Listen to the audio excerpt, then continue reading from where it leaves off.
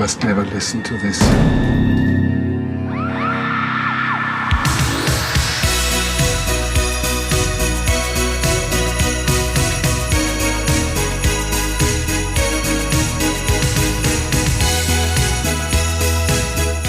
It's a found on shelf Christmas, so buckle the up.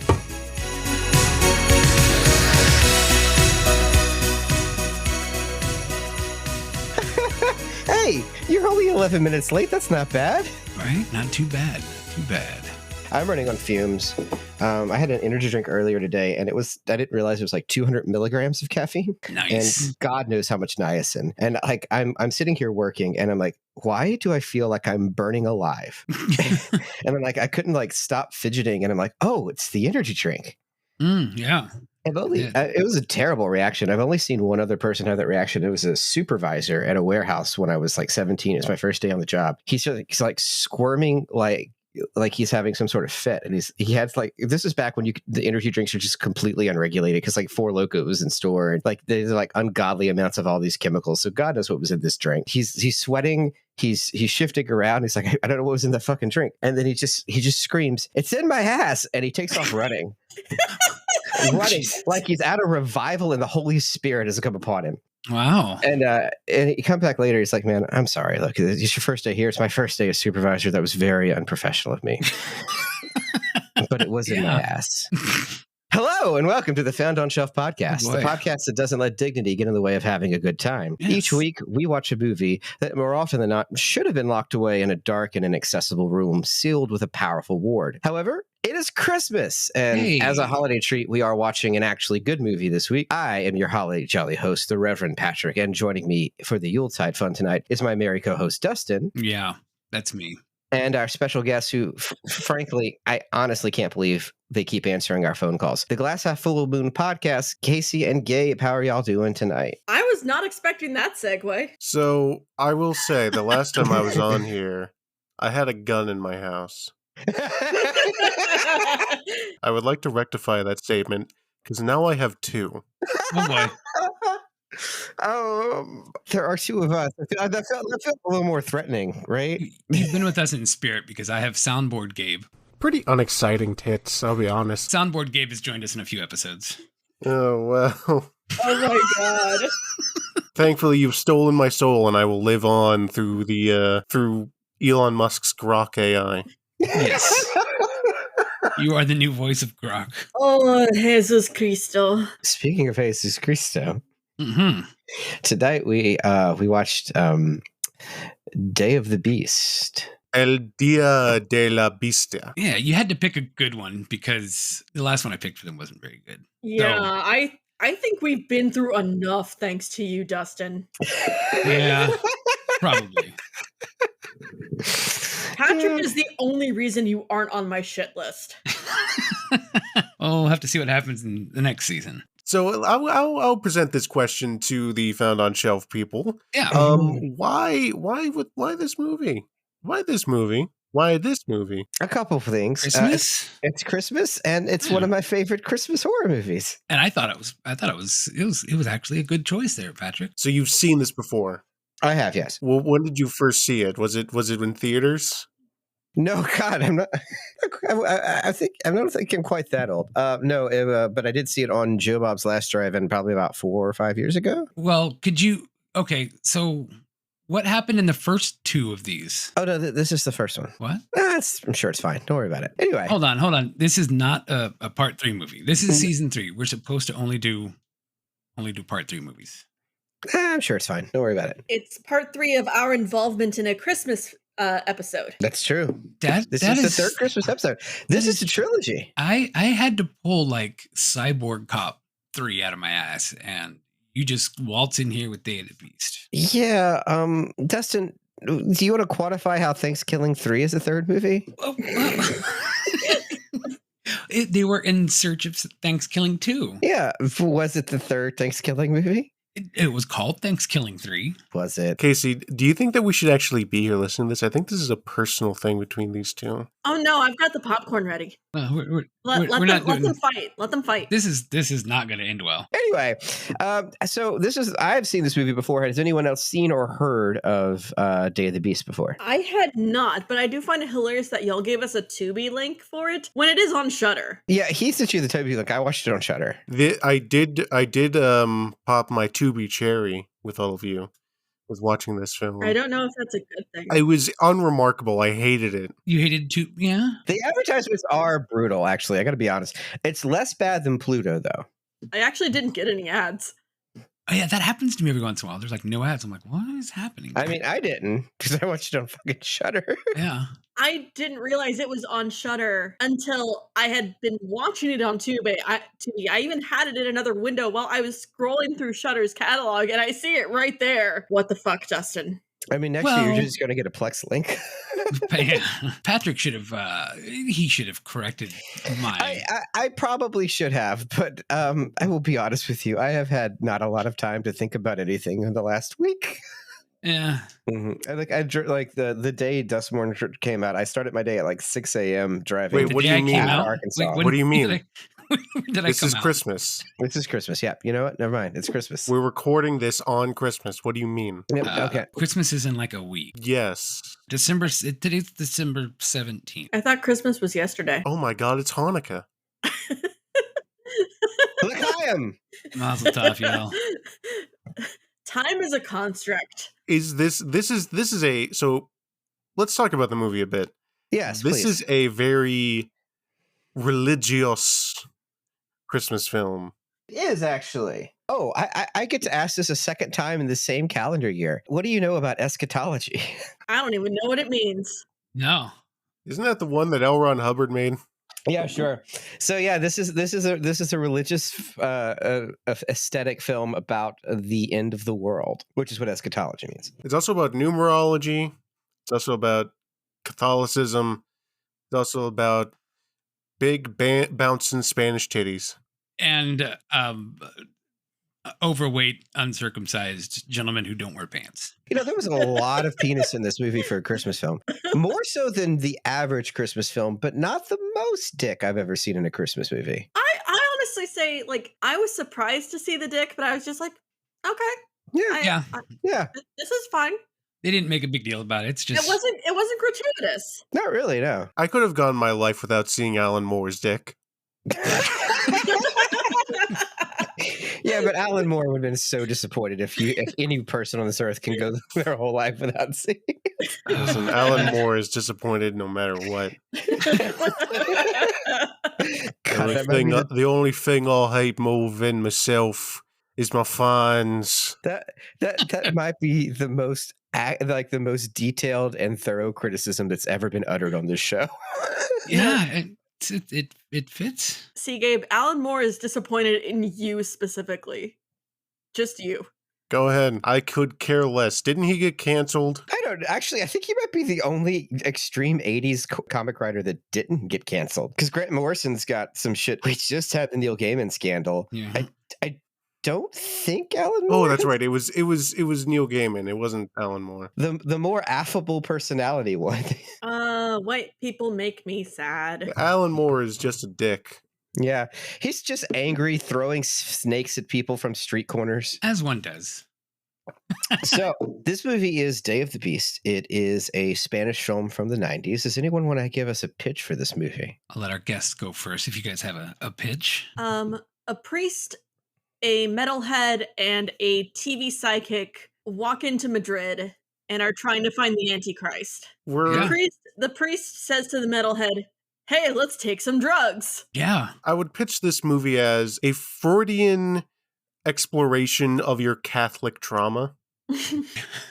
This film might be a drug-induced hallucination, which is how I read the film. Yeah, I don't think anything actually happened that was supernatural in it. Okay, I got that too. I was like, they just get drugs and go shooting people? A acid-induced hallucination about your Catholic trauma. That's what this film is. It's so Yeah, this is an interesting film. How much should people... I didn't know what I was getting into when I clicked on this movie. I liked When it. I was watching it, I tried to be as blind as I could be when I went in to watch. And when I clicked on the Tubi link, I saw that it was listed as horror action comedy. Yeah. Seemed like a lot.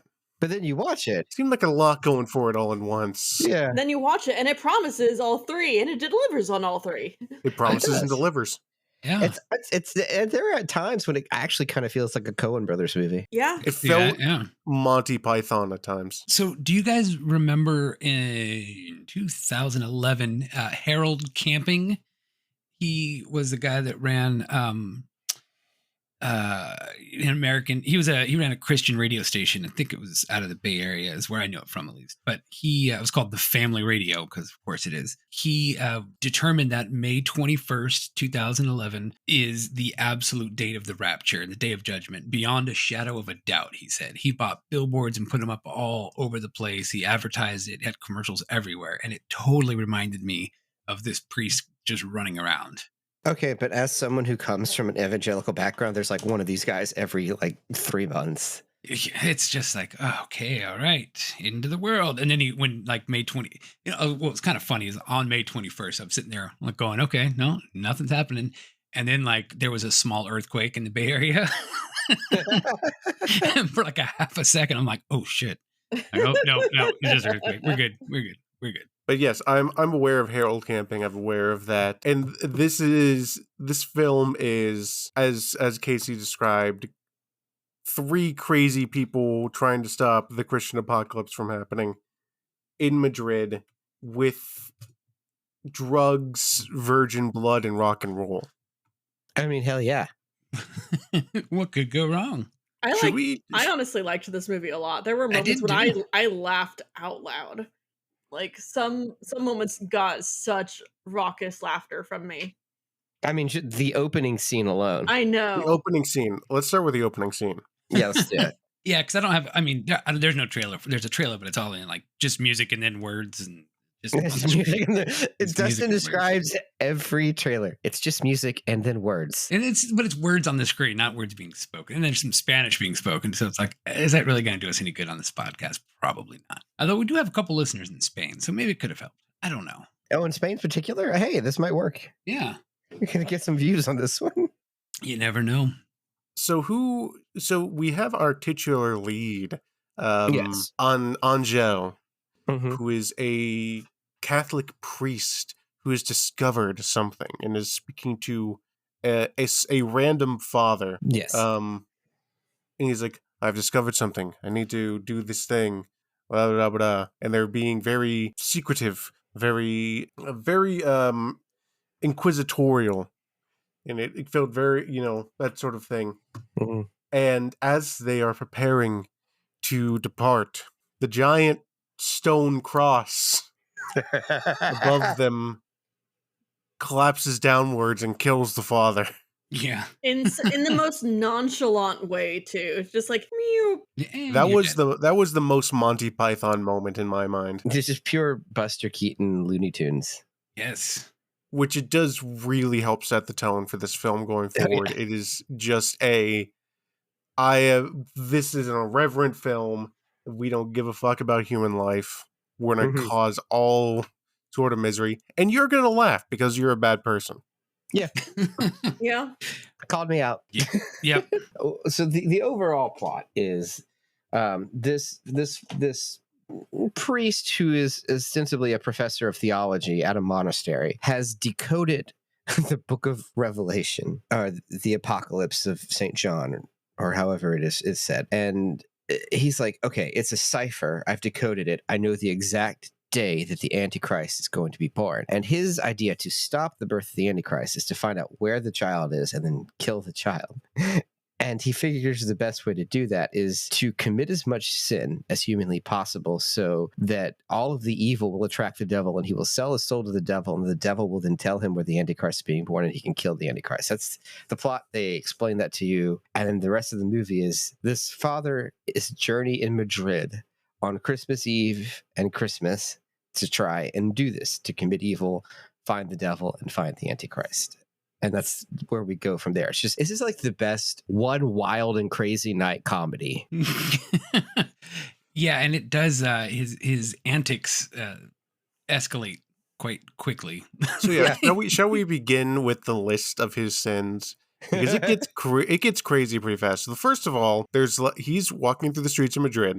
Mm-hmm. There's a group of beggars, buskers, sort of by the side. Beggars, homeless beggars. With Black Phillip stood on a fucking something, I don't know. And he just sort of walks by them. All right, sure. Yeah. Next, he steals from a homeless man. He steals from a homeless man. Yep. Pretty bad. Yeah. But not heinous. He's not Hitler yet. Yeah. He then gets directed to a car crash by a police officer where a man is dying in order to give him his last rites, only to steal his wallet and tell him to rot in hell. That one's pretty bad. I will admit. The next one that one's pretty bad. The next one I think honestly is an appropriate response because he pushes a mime down the stairs to the subway. That's a 1-2 punch because the look on the guy's face when he gets told that he's going to go to hell is great. But then he just literally pushes a mime off a rail, and you don't even quite realize it's a rail to a subway until he keeps falling. I know. I'm just like, yeah, I would do that too. This is so we get an idea of this version of Madrid. It's a very heightened version. It's a very crime-ridden place. There's just bad shit happening. Like when the father pushes the mime down the stairs, no one really gives a fuck. Yeah. Yeah, it's like New York in an 80s movie, like an 80s crime movie. RoboCop. Yeah, exactly. Or like Fox News says about any city. Oh, that makes sense. Springfield, Ohio. Oh, yeah, and he's he goes to the music store. And yeah, it is very just anarchy going everywhere. He goes into the music store and we get introduced to our second player, Jose Maria, who's smashing somebody's face into the display cabinet of his record store. Great introduction. I like this guy. Oh, before we get into this, can I point out something that I saw in one of the windows that I died Dinosaur overseeing? baby? Dinosaur baby holding a gun. Not the mama. That's so good. It's not the mama, and it is the gun. It was baby Sinclair from Dinosaurs holding a gun, and at this point I'm just like, okay, I already love this. Not the mama, is the Blicky. Okay, well, let's also cut out to comment on the fact that the other guy's name is Jose Maria. And that's Joseph and Mary, right? Yeah. Am I wrong? Yeah. Angel goes into the music store and is like, I need some real heavy stuff. And he asks for Iron Maiden and AC/DC. And I'm like, some bitch level shit. I'm not Iron Maiden. I think Iron Maiden's great, but they're not heavy compared. Yeah. Not in 95. Cannibal Corpse was like it's like a contemporary of Iron Maiden in the 80s. It was looming. There was a Cannibal Corpse t-shirt in that shop. Oh, that's true. And like, I'm not a Cannibal Corpse fan, but if we're looking at like heavy, if you want the most offensive stuff, I don't think Iron Maiden's going to be at the top of your list. No, it's just the names of some of those songs alone will elevate them a little bit higher than Iron Maiden go, woe to you, O earth and sea. For it is a human number. At number 666. Well, they brought it up, and then they go into numerology, and while I'm watching it, I'm just going, and it is a human number. Number is 666. The entire time of this movie. But and he's a professor of theology, obsessed with numerology, and he never went, oh my God, it's Nero. I don't get that reference. In Gematria, the numerical value of Nero's name is 666, and the Book of Revelation is probably a contemporary criticism of Rome and nothing to do with prophecy at all. And it wasn't written by the Apostle John. It was written by a different John of Patmos, like hundreds of years later. That's boring, and like I'm getting off track. Like I'll segue into some religious shit if we want to. And so Jose, yeah, is like, oh yeah, listen to this one, which is Satania. Is that the name of the? I think yes. I think it's just Satania. Satanica. Like, honestly, I think that the screenwriter's like, let's make a joke about Metallica, I guess. Satanica. Or just be a joke about, random butt fuck whoever knows music bands. That is actually one of the best jokes in the entire movie. Later, he's like, at a heavy metal club, he grabs a bouncer and he's like, "It's the day of the beast," and he's like, "No, Satanica's playing. Check the bill."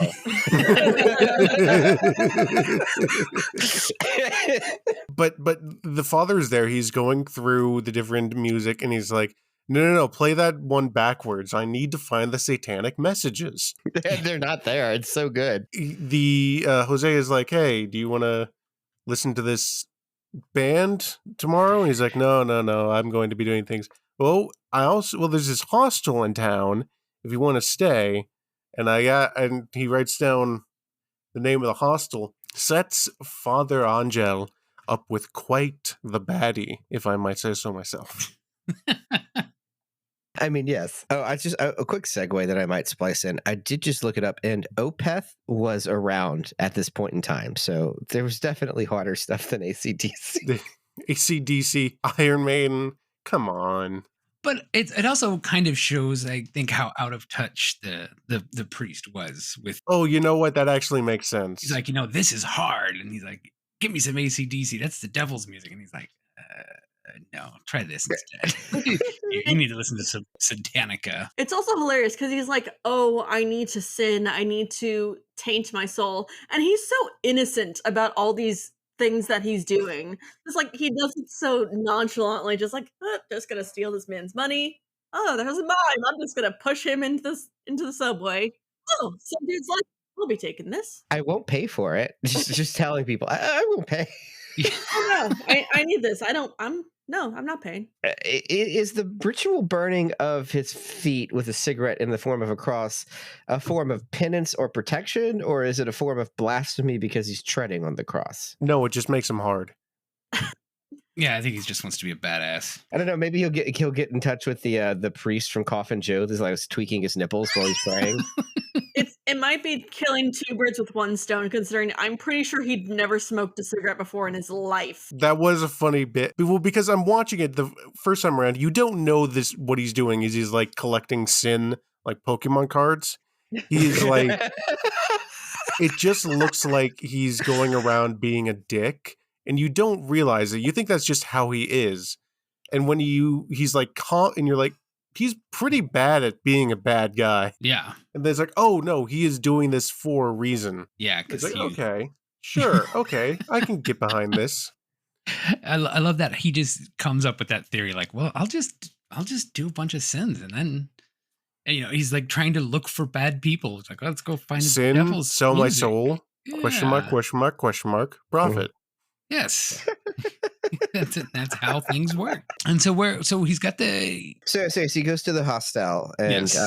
and as Gabe was saying, he meets what was her name? Maddie? Mina. Yeah. Mina. The hostel is just Jose Maria's mom's house, right? That she's running as a hostel. And the cast of characters we are introduced to is Mina and his mom and grandpa. who walks around, and in Jose Maria's words, starkers. But if we want to translate that, he's going full hog. Just yeah. I think Craig Ferguson used to call that shirt cocking, when you have your shirt but nothing else on. Well, he doesn't have a shirt; he has a robe. Yeah, but I think that counts. No, what you're describing, Dustin, is Donald ducking. Yes. Well, yeah, but shirt cocking sounds better. No, I feel like shirt cocking is just like, it's like when you fuck a shirt. I don't know. Someone get JD Vance on the phone. We're getting spicy and political up in here, I see. Oh. So we also see Angel. He's going through. Did he steal this luggage? Did I just miss a scene? He did steal that luggage. Okay. I must have been looking at something else. But he steals this luggage and he pulls out these pills. I did go down a small rabbit hole looking up these pills. Apparently they've been recalled in recent years as they've been linked to several deaths. So the pills you're talking about were a popular brand of painkiller overseas, but were banned in like the US and the UK. Which ones were those? But speaking of medications, there's also the fact that Jose Maria just doses his grandfather with a little bit of acid. Yeah, all the time. Just, it makes him happy. It's fine. Oh, so I will say that part of the bit with the grandpa is even when we first saw him, his dick was literally a single hair out of frame. Yes. The very first time we see him. Yep. And I didn't catch that until later on. Later on in the movie, we do just see his dick. It is just out. I almost regret that they did it because it's a lot funnier if it is just comedically hidden at every point, just enough. No, because it's like they hide it from you the first time and you think, oh, okay, that's how it's going to be the whole rest of the movie. But nope. And then the second time, boom, hog out. Yeah, with no like warning, no like slow pan to him. No, well, he's just watching TV. He's not even in the scene. All of a sudden, he's just there. And you're like, oh, all right. Well, there it is. Oh, yeah, okay. Had nothing to do with the actual thing that was going on. Just a quick shot over to Grandpa in the house in a chair, just legs spread, dick out. Yeah, just hanging out with his granddaughter. Oh, and we should TV. say during this whole scene, there's occasionally cuts to a television broadcast of a man named Kavan, who is a television psychic. Very Morricone vibes. Yes. Yeah, it felt kind of like it was at this point I was like, wow, I don't remember a late night with the devil being like this. I love his on-screen graphics too. Oh, they're excellent. They're the greatest graphics that the Nintendo 64 could provide. Yes. Yeah, so he's watching that show and then he's like, what is he? Hold on. Oh yeah, then he gets back with the metal guy. And then they go and try to find Kavan. Now, on the show, Kavan has staged an exorcism of a small child, and that's going to be plot relevant later. Yeah, there is an awkward scene of a moist child writhing in a bed in his underwear. While his father just holds a big old stalk of garlic. You got to work something out, I guess. Okay, so...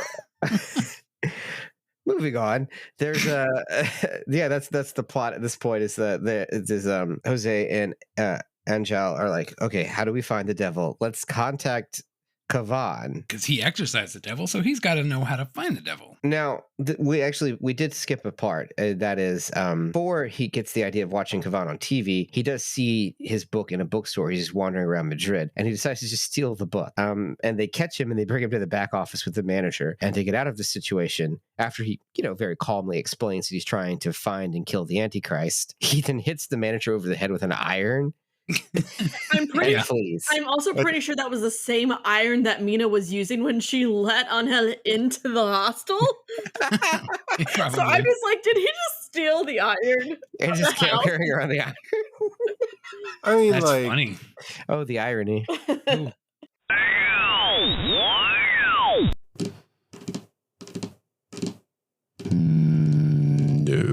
No, I don't like this at all. This isn't even trying to be a third movie in a franchise. They're directly disregarding the central conceit of their show, no matter how poorly thought out it was. I wonder if there's anything I can do about it. I'm going to go make some phone calls. Why don't you enjoy this pre-recorded promotion for Scarecrow Video, a video repository in the Pacific Northwest with a film archive second only to my own. Now, where did I put the devil's phone number? Hi, Patrick here with a serious ad spot for once. A Scarecrow Video is a rental store in Seattle, Washington that houses one of the largest video collections in the world, with more than 147,000 titles you can access right now. They are dedicated to preserving movies, with titles that are rare and out of print, and some things that even the Library of Congress doesn't have. It's an amazing organization that needs your help. If you are in a giving mood this season, please head over to scarecrowvideo.org and donate what you can to the Save Our Scarecrow Fund. Any little bit helps to preserve this publicly accessible video collection for the future. Thank you. Before we get too far into this, Patrick, you might have actually seen Jose Maria before. So he's you got excited when I saw this movie because it was Santiago Segura, right? Santiago Segura. Yeah. Patrick, you are the only other person I know who is as into the Reanimator franchise as I am. Yes. He's in Beyond Reanimator. He's in Beyond Reanimator. Do you remember Speedball? Okay, so I'm going to be honest with you. That's the one I haven't seen. That's okay. So, but I do know the techno pop song that they released with that movie. Oh yeah, no, most people do.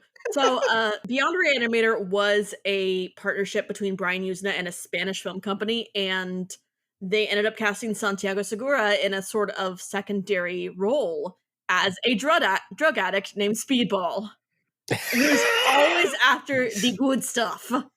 That's nice. And who ends up injecting himself with a shit ton of the reanimating agent when he's alive and just busts out of his own skin and becomes a skeleton just with his flesh eating off his bones, asking for more.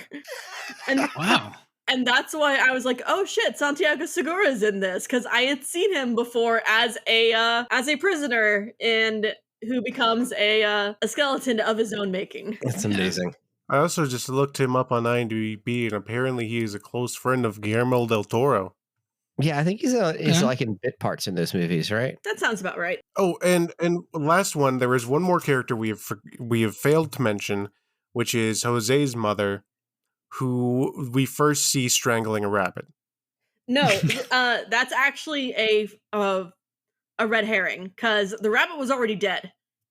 I know, but it was still uncomfortable for me to watch. It was. 100%, but she was strangling a dead rabbit, because you later see she's already been butchering it.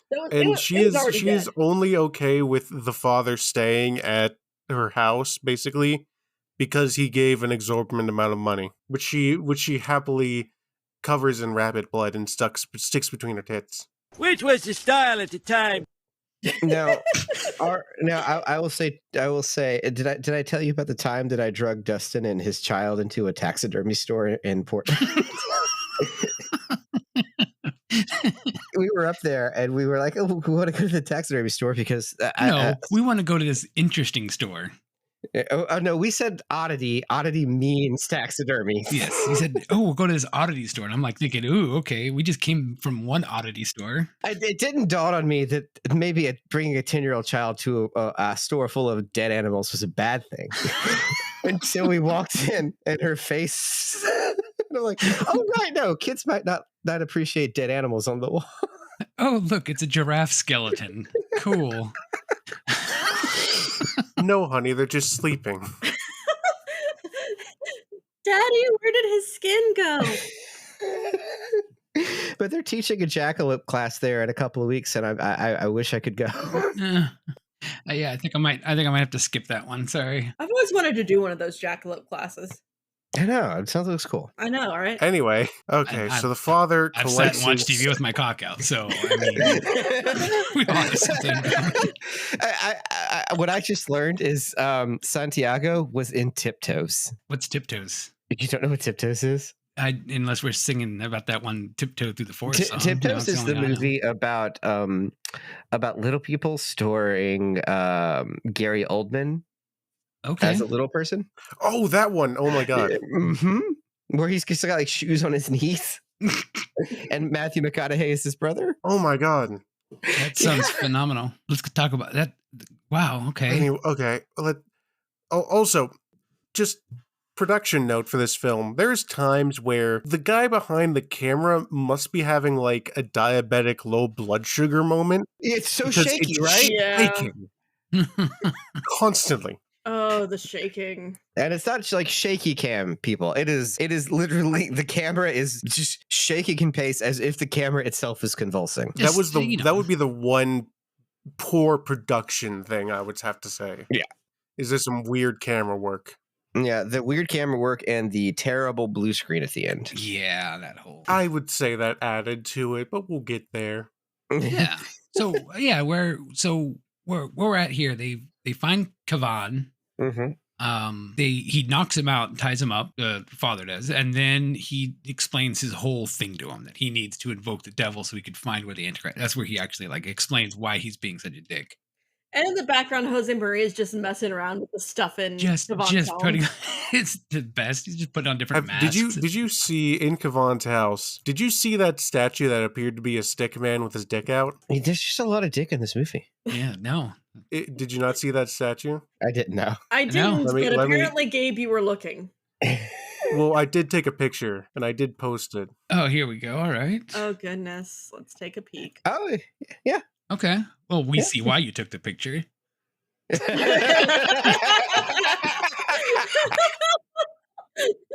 Oh, Susanna. Gabe gets the best of both worlds in that shot. I do this for the podcast. I do Yep. this for the content. Yep. And you come to me on the day of my daughter's wedding and insult me over delightful bouncing Spanish tits. That's all right. I took a picture for you too. So there you go. So since this is an audio medium on our chat, I'm just looking to Mina. She is the love of my life. the first picture that Gabe sent is a picture of a statue that has a stick out, but also you can see a very large-breasted woman running at the same scene. And then the picture that Dustin sent to our chat is Grandpa Grandpa with the only thing he's wearing is a turtleneck right now. It might be a blazer he's wearing. It's a bathrobe. I mean, it does kind of have shoulder pads. It could be a blazer. And Grandpa does look exactly like Alan Moore. He does. It does. So if anyone here has read the giant pornographic quote unquote erotic art comic book that Alan Moore worked with 16 years with his lover to create, just imagine him looking like this the whole time while making it. I think what makes this screenshot even funnier is because Dustin specifically shot it when the subtitle says "Halloween" directly under Grandpa's nutsack. Thank you for noticing that. I had to watch that scene a couple times to get it perfectly timed. Okay, they go to Kavan. Yes. They kidnap Kavan. Yes. And this is when we get sort of the plan laid out by Father. And he is like, no, here's the numerical proof. I have determined that today will be the day of the birth of the Antichrist, and my goal is to fucking murder that baby. Yeah. And I'm actually kind of upset about this because I've had an idea for a horror movie for a while now, which is a parody of like Insidious or Paranormal Activity, where they have a portal to hell in their house or whatever. Yeah. But the guy is just like, no, I'm going to go to hell and kill Satan. And I'm kind of mad now that my idea's already been done significantly better than I could have ever done it. I've had this exact experience so many times. My heart goes out to you here. Oh, and we forgot. There's a weird fucking scene where Kavan goes to like a bodega, and this is an amazing scene. Yeah, inside are just fucking dead. Yeah, he just does not just care. So normal about it. He just tosses the money on the counter, just like, here you go. I have to say, while this is going on, there is a gang of. There's a fascist street gang going around committing hate crimes and just general terror. And lighting homeless people on fire. And lighting homeless people on fucking fire and spray painting Clean Up Madrid. And they were just at this store. They literally ran out as he was walking in. And Clean Up Madrid is spray painted everywhere. And people are dead. And he just picks up his stuff, walking around the bodies and the blood, throws some money on the counter and walks out. Yeah, with not even caring about anything. Is this a commentary on Madrid that we as Americans just don't get? Actually, I do believe there was some fascist street gangs in Madrid at this time, which would make sense because Spain was a fascist country for a very long time, right? So I do think that there's some commentary on violence and Nazis. This is going over our heads. Yeah. I'm not going to talk about the current political situation because this is December that we're recording this, and we don't know. We don't know. No, we do know, but we're not going to comment on it. Well, Patrick, we do, just but we're not telling. The timeline. The timeline. Oh no. The timeline. Yeah. The sacred timeline. The sacred timeline. Don't blame me. I voted for the dick on Christmas.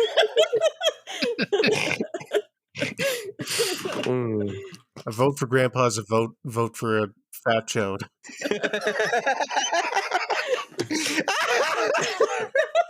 Okay, we're gonna have to talk to you about creating some merch offline. Yeah. Fat Chode 2024. All right. Anyway, as Angel interrogates Kavan leads them on how to perform a ritual, I guess, to summon the devil so Angel can sell his soul. And apparently he needs mushrooms. Specifically Amanita muscaria, aka the fly agaric, which is the mushroom that the power-up from Mario is based on, and does not actually contain psilocybins. Oh. That's so much funnier. Well, thankfully, our friend Jose, he can hook you up. He's got tiny little boxing gloves full of acid.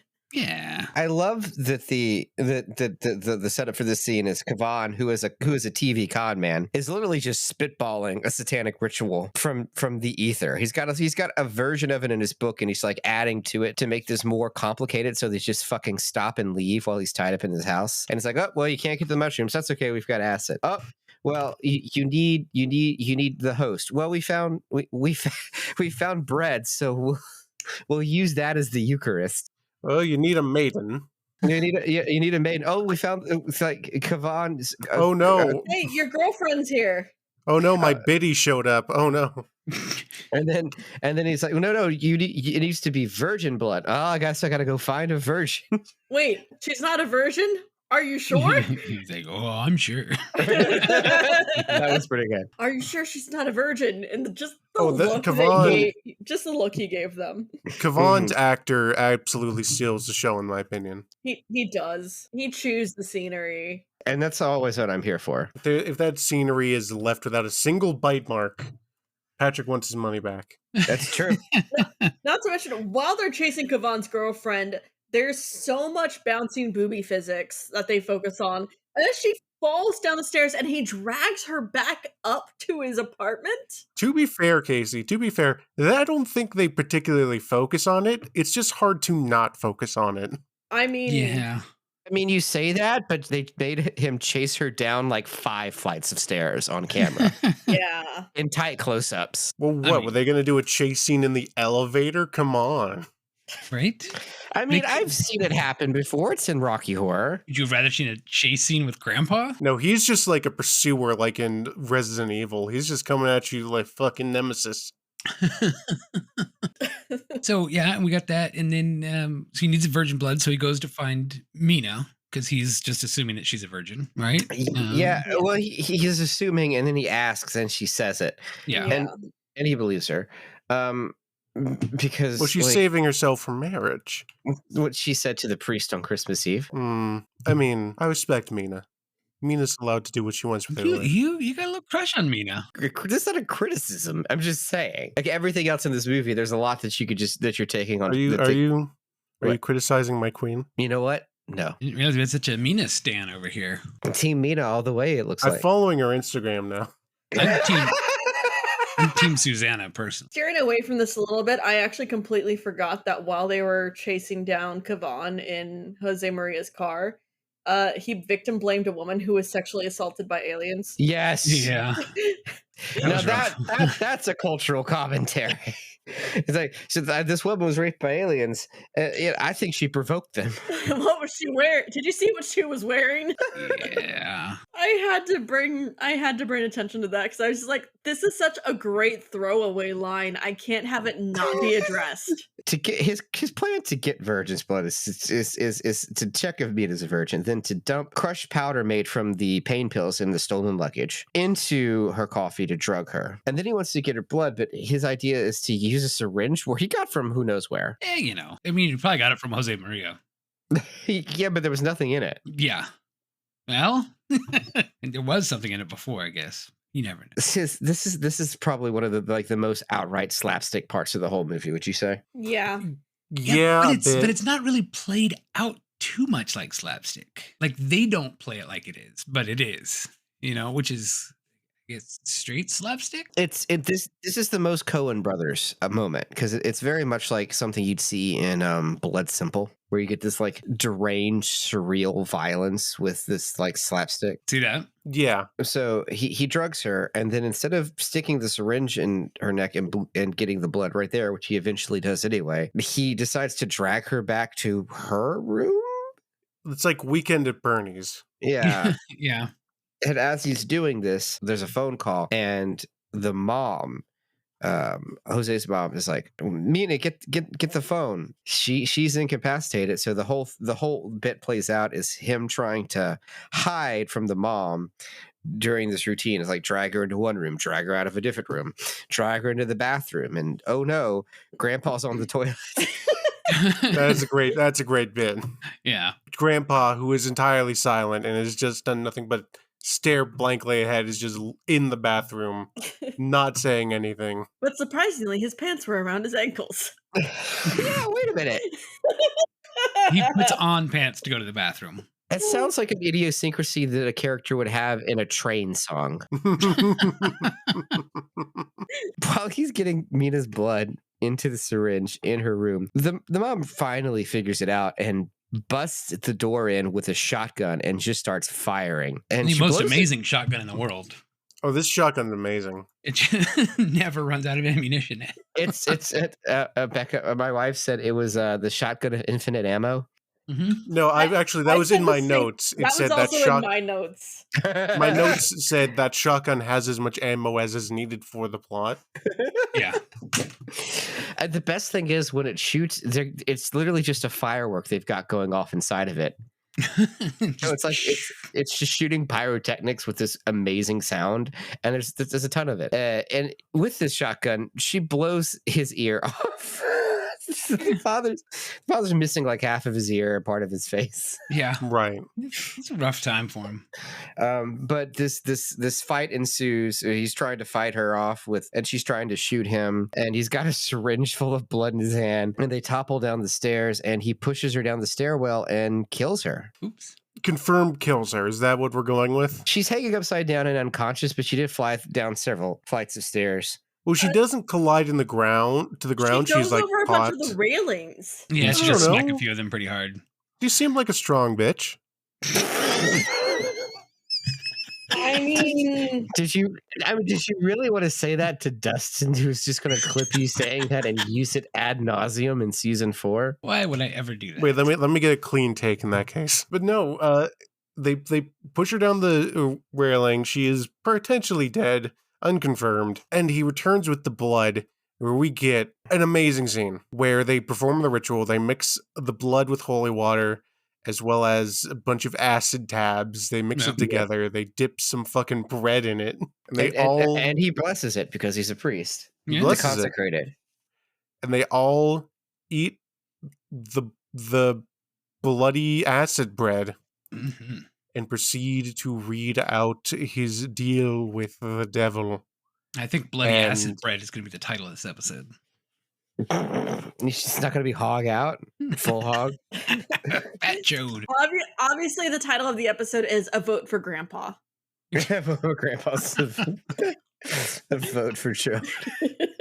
Grandpa's little Christmas And package. we get the best scene in the movie. Yeah, and it's so far the only thing that you could even read is actually supernatural in this entire movie so far, if you wanted to.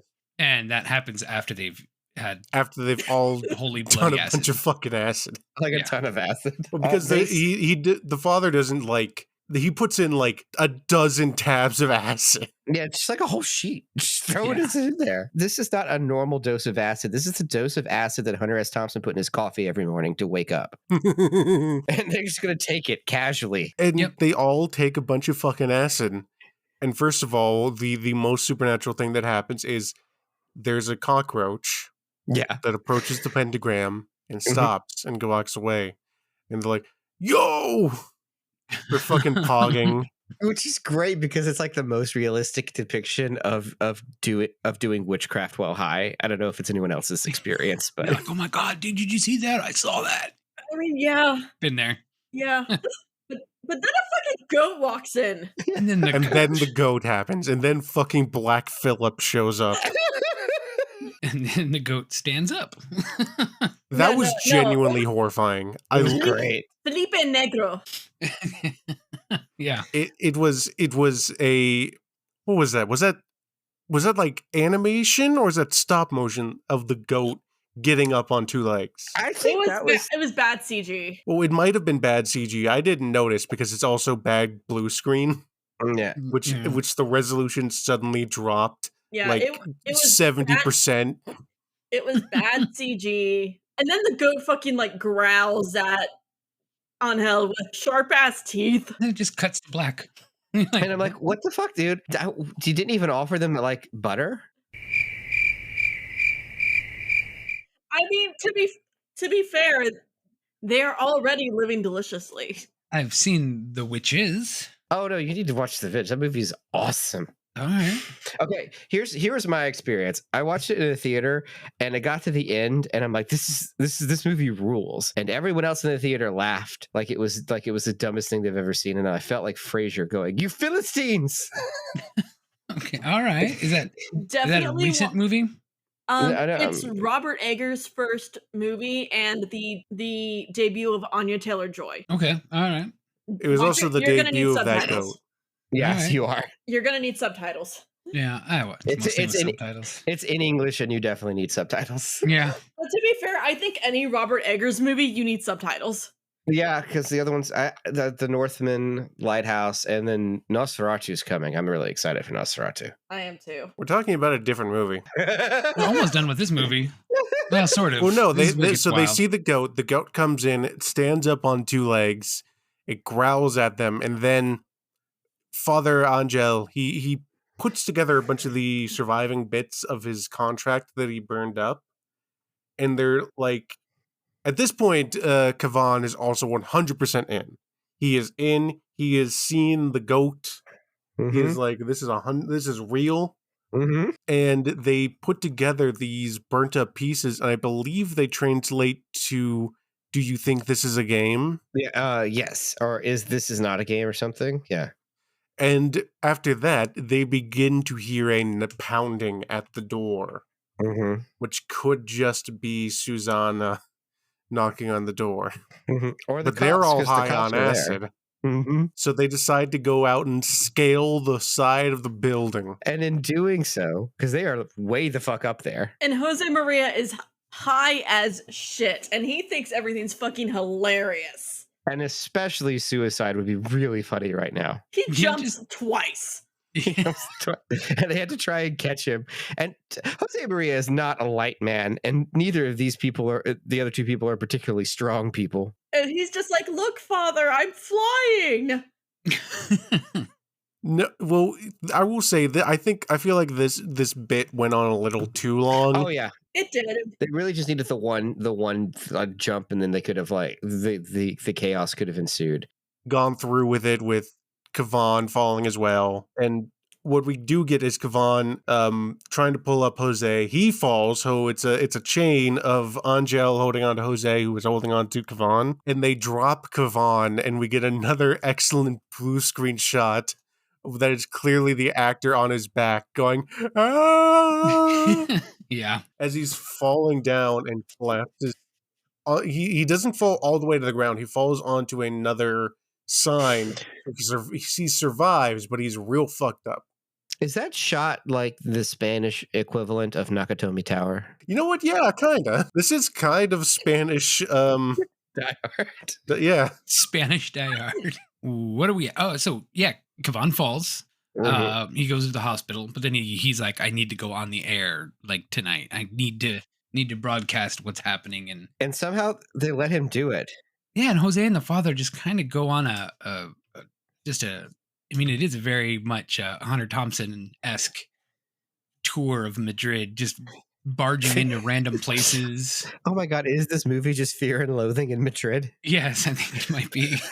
Well, they also get an excellent scene where when they're scaling off the building, they go into another apartment where the little child is like, "Look, it's Santa Claus. He has come." Yeah. And then the father's like, let's take a look at Santa. And Jose Maria just punches him in the face. Yeah. Yeah. As the wife stands there doing nothing. In her little negligee. The entire time she's there, and she's got like, she's like putting in an earring or adjusting an earring, and she's just frozen in place, just kind of looking at everything like, huh. Yeah, like, well, that's just happening. Okay. Yeah. Okay. I guess that happened. Okay. Have a good day.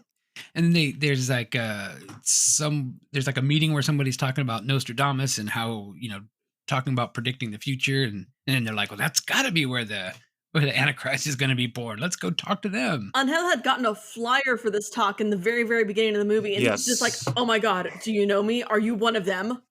And the flyer's just like, "What the fuck are you talking about, dude? They just pay me to give these things out.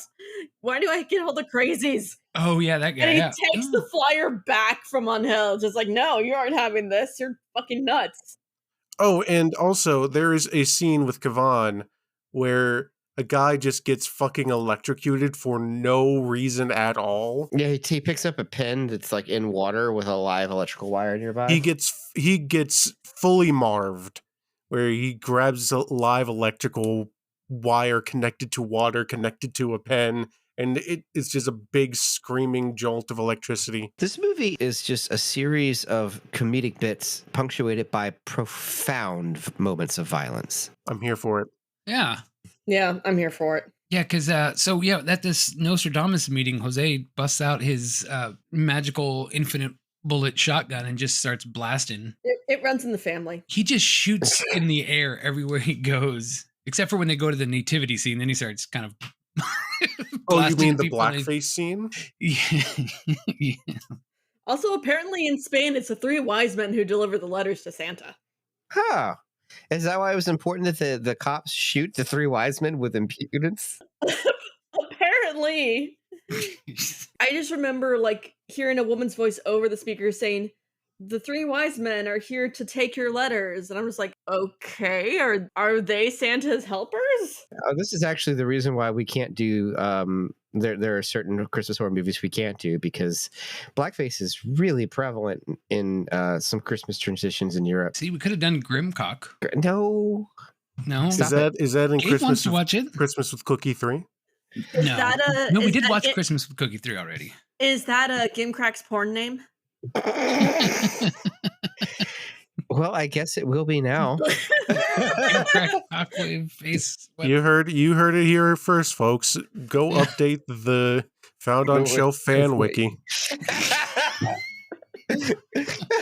Listen through all 100 episodes to find the little bits of lore we drop. I've been trying unsuccessfully to create a Wikipedia for Christmas with Cookie, and it just keeps getting denied. So I keep trying. The world's biggest Christmas with Cookie fangirl. I was watching. So you can totally cut this. I was watching a YouTube video the other day that was about bad Christmas movies, and they were watching Christmas with Cookie, and I was like snapping my fingers and pointing at the screen. I was like, "Oh, it's Christmas with Cookie." You were Leonardo DiCaprio in that, like, hey, I know that.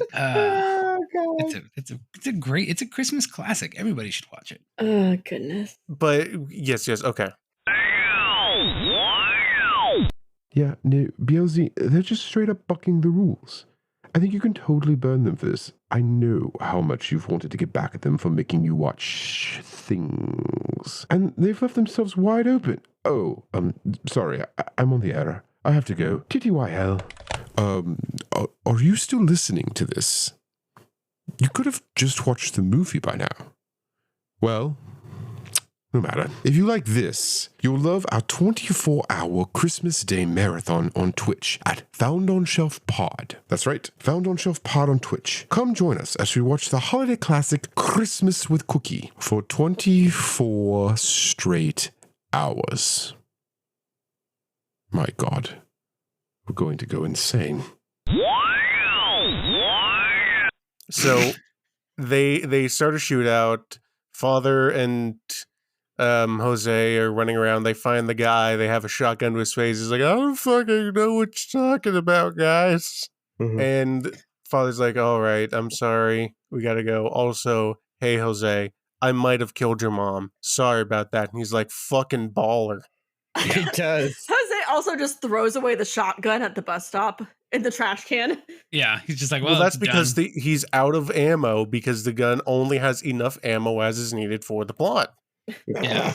Yeah, but it's just he just casually lifts up the lid of the trash can, just places it in, just closes it back up. Just like, there you go. Just like, This yeah. is going to the recycling center. Yeah, and so then he's like, I'm gonna go get the car, and the father's just kind of sitting on the bench, and he just watches some guy get the shit beat out of him and then set on fire. Yeah, but he just watches this Yeah. right-wing gang set a homeless dude on fire. Just like, okay, there he goes. And then he's like, oh, he's wearing a Satanica shirt. I think I should go to the concert. And that's when he goes to the concert and says the line, like, today is the day of the beast. And he's like, no, check the calendar. It's Satanica's on stage right now. But like, no, like, back to moments of profound violence. Like not only does the guy get set on fire, he runs to the father and kneels at his feet in flames as the music swells. And the father does nothing. Yeah. Except for check his t-shirt. He's just living up that. Is he still collecting sin, or is he just being a dick in this moment? I think he's just broken in this moment. Yeah, I think he's just... The other end of the coin is he's also lived his entire life in a monastery. And he thinks AC/DC is the most metal band in the world. There's a throwaway line where he says that Kavan's TV show is the only TV he's ever seen. Right. Yeah. And that one episode tonight is the only bit of that show he's ever seen. It's also at this point where you realize that Angel's just kind of like, he's starting to think that maybe his mission is a farce. He's wondering about his own sanity because Kavan has used his TV show to get in contact with him because he knows it's broadcasting everywhere. It's on the TVs in the shops. And it's the only way he can think of to get in contact with the priest. And Jose calls in via a payphone and he's like, tell Kavan it's the guy who fucked up his floor. Yeah. Yeah. Not his name. He's like, it's a guy that messed up the floor. That's so funny. Probably doesn't know his name, honestly.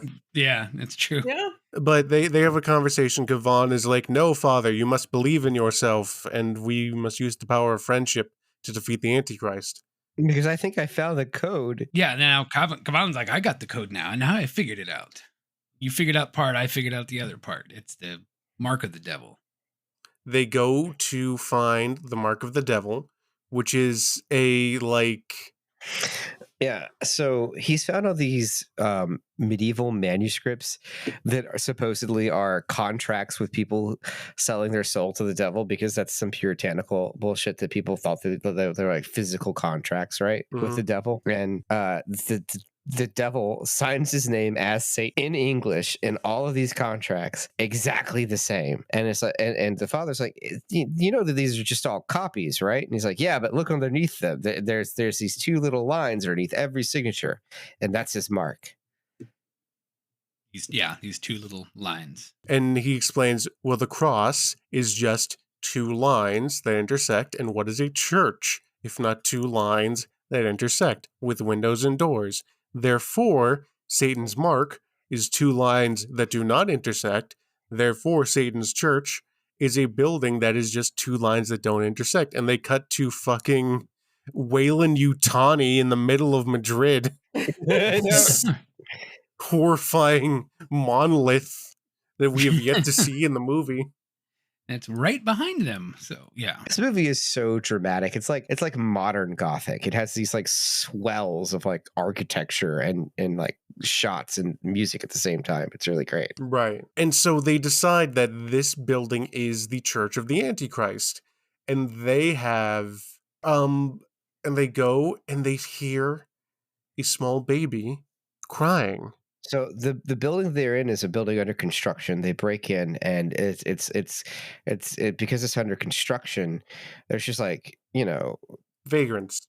fencing, board, vagrants, and and then they hear crying. Yeah, but the guy. Okay, so this is where it kind of gets weird. So you've got the group of the fascist guys. Yes, this is where it gets weird. Well, yeah, to me. Okay. He shoots that pile of cardboard where the baby's crying from. Well, hold on. So they trace the crying back to a pile of cardboard, and they hear crying underneath it, right? Yeah. And then, before anyone can do anything, the fascist street gang shows up out of nowhere and just starts pumping bullets into the cardboard. It's a homeless family that lives there. Exactly. And these people are exterminating the homeless because they're undesirables. So their entire mission, if you were to read their mission as text, as face value, was for naught anyway, because the fascists killed everyone. Right. So in a way, did the fascists save the day by killing the Antichrist? Denied on premise. Yeah, yes, exactly. I'm like... This right-wing extremist group beat Kavan to the ground, two of them together, and then the other two go and chase Jose and Angel up an elevator to some upstairs scaffolding, and it turns out one of them that had been chasing them was the devil himself. So the devil and his minions killed the Antichrist. Yeah, and this is where the logic of the movie, there are two interpretations of this movie, where it is straight up, oh, they've made a deal with the devil and now they are going to hunt down the Antichrist. And the other one is they did a bunch of acid and none of this is real. This is where that logic starts to break down, because one of the fascist gang members is depicted as the devil. And if that were the case, then they wouldn't have shot the baby Antichrist, which does lean more towards this all just being a collective hallucination of these three people who overdosed on acid. Yeah. Well, not even a collective hallucination. It's 100% Angel's hallucination, because Jose Maria is lifted up by the devil, who is a goat minotaur. Yeah, which is a pretty cool design for devil. Yeah, let's just straight up say this monster's fucking sick. It is. Yeah. It 100% is rad as hell, and it's practical too. Like, it's absolutely practical. Like, his movements as he's walking is stop motion. The head itself is a practical effect. It's really fucking cool. But he lifts up Jose Maria, and Jose Maria is like, "You need to run, father. You need to do the thing." Yeah, grab the gun and go down and shoot. And the devil throws Jose Maria off the building. Meanwhile, downstairs, the other extremists are lighting Kavan on fire. Yeah. As Angel goes back downstairs and puts out Kavan, he takes the gun that had been discarded and shoots the devil because he sees the devil's shadow, and it goes back to being a man. So it absolutely can be interpreted that way, that it was 100% Angel's hallucinations after the acid ritual. And I think that Angel realizes it because he, at least at the end, because he moves the cardboard away and sees that it was just a homeless family that was murdered. And then the entire screen goes dark except for his silhouette. Right. And I think that is the more emotionally resonant ending, right, or interpretation. But the fact that it is left up to interpretation is itself an interesting choice. True. Yeah, I like that. I was like, oh, did any of that actually happen that he thought? Yeah, it's really interesting, especially because the quote unquote supernatural stuff doesn't happen until after they take all that acid. The only thing in the entire movie before the acid is possibly the cross, right? Yeah. Yeah. Yeah, but even that could happen. Like, yeah, it could just fall. It's old, who knows? With that, the end of the movie comes about. Jose is fucking dead. Yeah. There's a new Kavan. There's a new Kavan, because Yes. Kavan is not his real name, it is a moniker, and there is a new person who's taken up the moniker. And we all know that the Kavan can regenerate 12 times before the writers had to figure out a new rule. Before the writers come up with a, completely ruin it by saying like, oh, that Kavan was the origin of the regeneration all along. And then you have to do a bullshit Christmas episode anyway. And then you have to, but then the writer fucked it up when there was the first female Kavan, so people are using that to like, oh, well, Kavan should never be female but no, it's just bad writing. Anyway, I'm glad that we haven't had anything with the new Kavan. No one's complained about that at all. But this takes place 9 months later, and Kavan and Angel are both still alive. Kavan has a huge burn on his face, but they are both now the very same vagrants. They are living unhoused in the streets of Madrid. And the movie ends with him walking off into the distance and a close-up of a monument of the fall of Lucifer and upbeat comical music as the credits roll. And them talking about how they saved the world and no one knows it. And Angel holding on to Jose Maria's little boxing gloves. Is there still more acid in there that they're doing? It's been 9 months. Hopefully not. I mean, you never know. I don't know how much acid was in there to start with. It's Hammer Space. And that was the movie. That was quite the ride. How's everyone feeling? I liked that one. Well, I don't want to commit a murder-suicide, so it's better than last time. I enjoyed that one. It's humorous. It gives you something to think about in the end. It's like, was it actually supernatural, or was it just a bunch of drug-induced hallucinations? Kind of like the Evil Dead 2013 was. It's like, was it actually supernatural, or was it all withdrawals from drugs? That kind of thing. I like movies like that. Mm-hmm.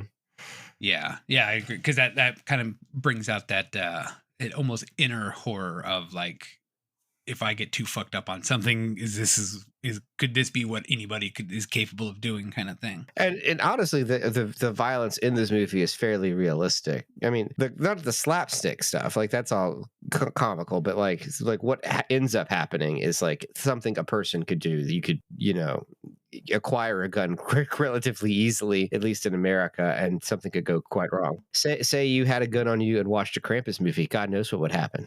Or three. Or three. I can't even picture that. I'm getting thoughts. Patrick, we told you memories. Told you not to mention the right. No, nothing happened. Nothing happened last year. I was dressed as the Ninth Doctor.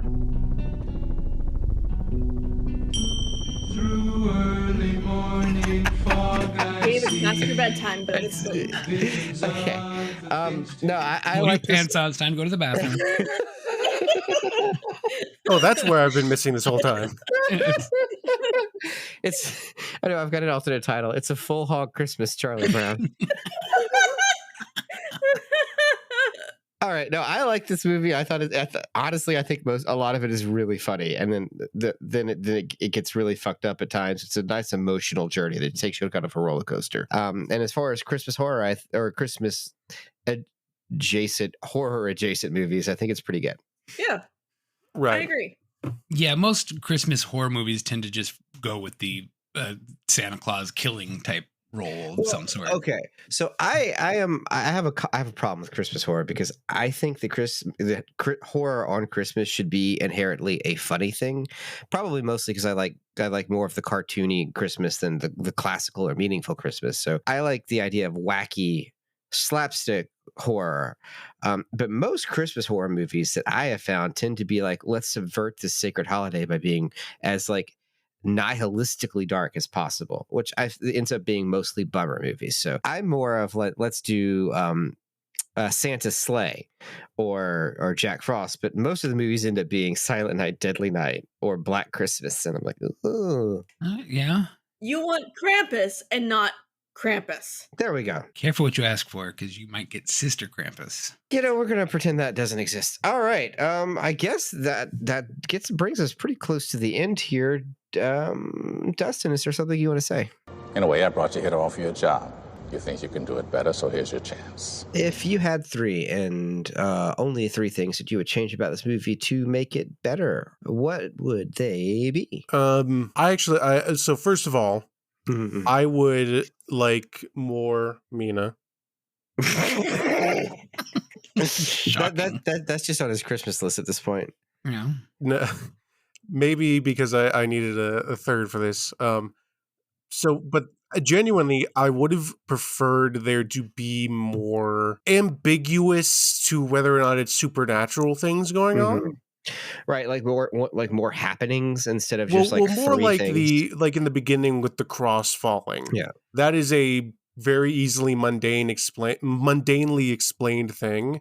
Right, but there isn't much other than I don't want more like explicitly like the goat standing up, but just like weird things that happen that could potentially be explained away as coincidence or potentially supernatural.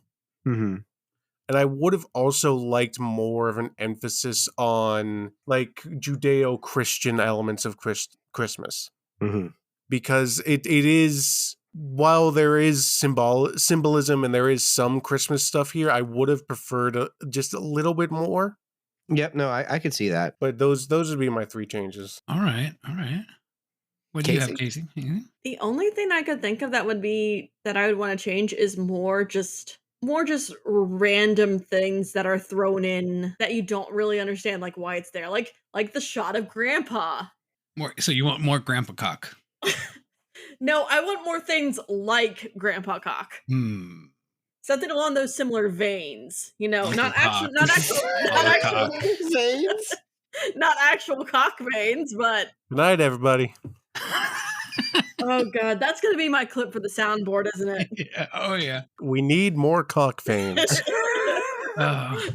Isolate that one too. All right.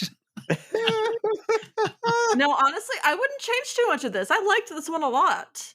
Like, this is very much in my line of stuff that I like to watch. But then again, Patrick and I are essentially the same person, except I'm not a basic white bitch. Yeah, that is true. I'll cop to that. I am that.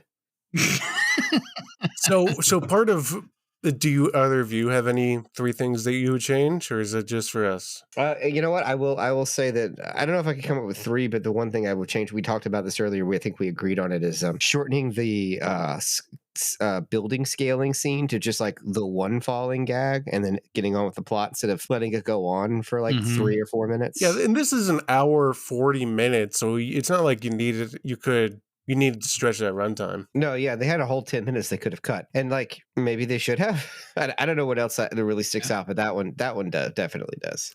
So mine is kind of not really with the movie itself, but the movie choice. I would have stuck with a part 3 movie.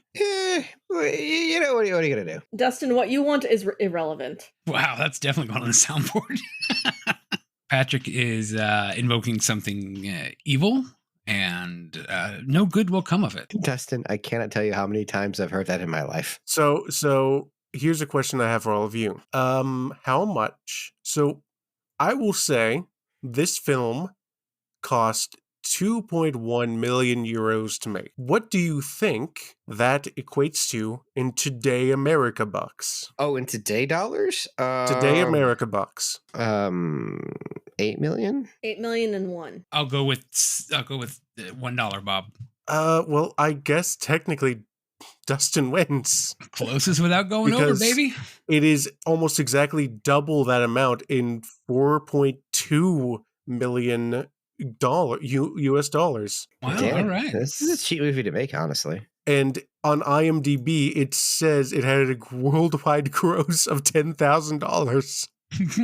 Which can't possibly be right. It's not right, because this movie is actually a pretty big hit, and it got his director several more movies immediately after this. I think Wikipedia said that the gross was 4 million euros at the time. Yes, 4.3 million euros. Yeah. So they more than doubled their return, which is a good return for a horror movie, especially one in Spain that kind of pokes fun at Christianity, specifically the Catholic Church in Spain. I also saw on IMDb there was a trivia note that apparently the cast and crew got death threats from Satanists. That's funny.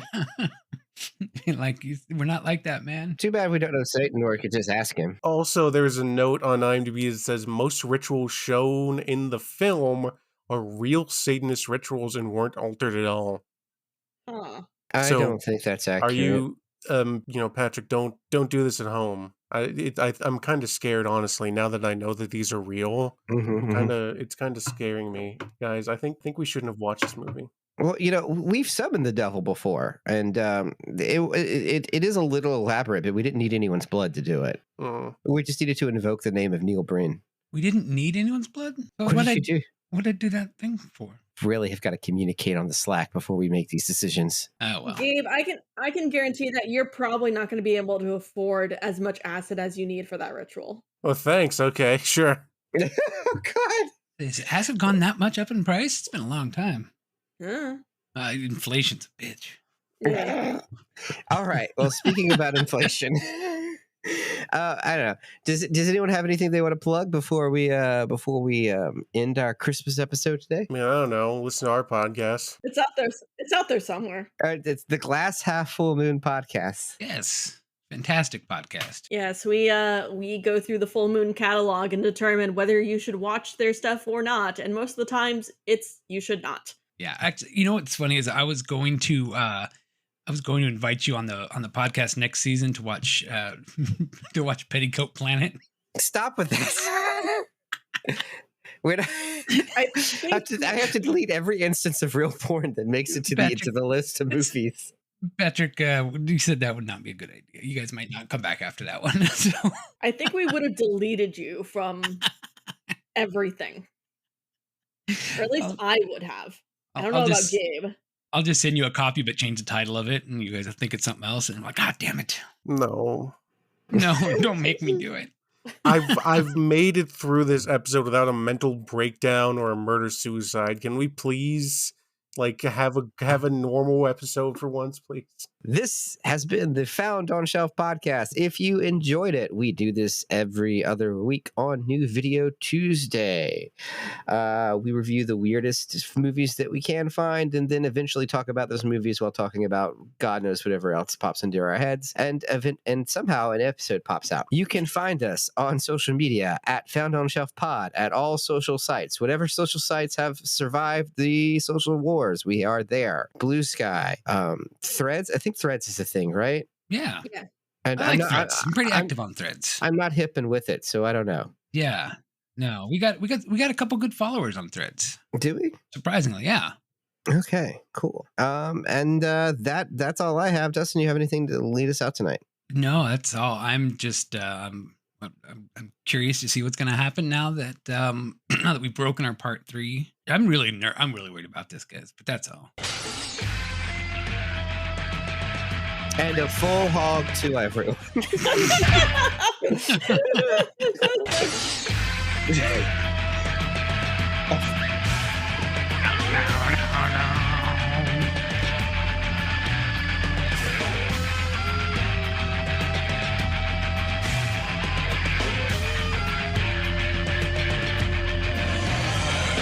Siguiendo el rastro del ángel caído y yendo tras los pasos de un macho cabrío, derribando el muro que encierra las tinieblas hasta notar el aliento de la bestia, sabiendo que el camino está lleno de trampas para corromper las almas, pagando por saber que el mal es el pecado, soñando con sentir al espíritu malvado.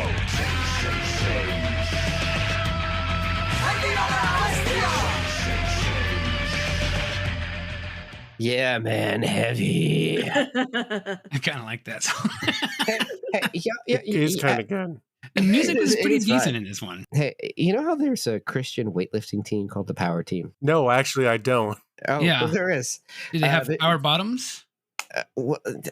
That's a different thing. I mean, it's related to what I'm going with. And that is, do you think we could start like a male stripping club that's just called Hogs Out for Christ? I think that's an oxymoron. I like the name, but can we make it like a hog wrestling competition where all the men are naked and have thick chodes?